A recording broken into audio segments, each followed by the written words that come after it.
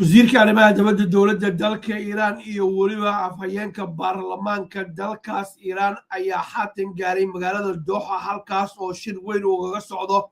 qodobada la isku afgartay ee Mareykanka iyo Iiraan u dhaxeeyna la rabo in lagu soo gabagabeeyo waxaan kaaga dibageyn doonaa warbixinteena haddii Allah awood la yiraahdo wararkii ugu dambeysay 4 saac la soo dhaafay caalamka waxa ka dhacay iyo xaaladdu meesha ay marayso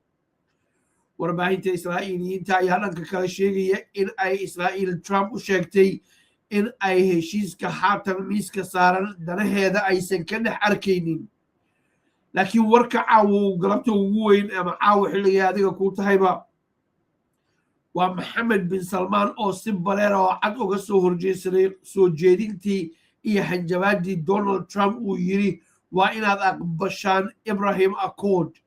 Sacuudiga ayaa si bareer oo cad uga soo horjeestay arrintaas iyo qodobo kale ayaanu barnaamijkeedii ku waynaa khiyaaray waa 25 bisha shanaad sanadka 2026 halkani waa Brit Somali TV soo dhawaad kanka uga digeen heshiiska miiska haatan saaran inaysan Israa'iil haba yaraatee danteeda aysan ka dhex arkaynin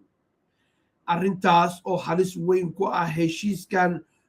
dabka haatan saaran inuu xana qaado oo Israa'iil waxay u aragtaa arrintaanu inaysan danteeda ka turjumaynin arrintan ayaa daawadayaal kusoo beegmaysa dhinaca kale xilli jariirada Wall Street Journal xilli jariirada New York Times ay qortay inay Iiraan ay noqonayso markaas oo dagaalku Iiraan uu u bedelay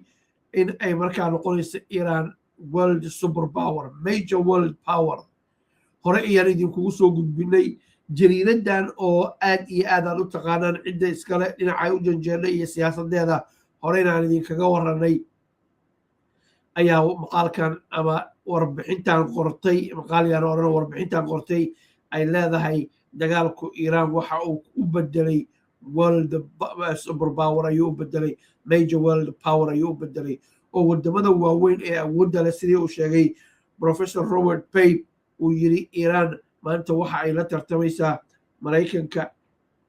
Mareykanka Ruushka iyo Shiinaha ayay la tartamaysaa iyaduna waa dowladda afraad ee ku soo xigta oo India iyo Turkiga iyo wadamada kale oo dhan uu ka kormariyay ayay arrintan ku soo beegmaysaa sida oo kale intaas oo kaliya ma ahana daawadayaal wararkii ugu dambeeyay ee warbaahinta caalamku ay qorayso waxa ka mid ah Iiraan wax allaale iyo wixii laga burburiyay oo agab military ah iska daayay in ay markaa kuwa kale oo horla ay samaysatay oo Iiraan markaas ay dib u dhistay militarigeedii isla mar ahaantaasna soo saarkeedii droneska iyo agab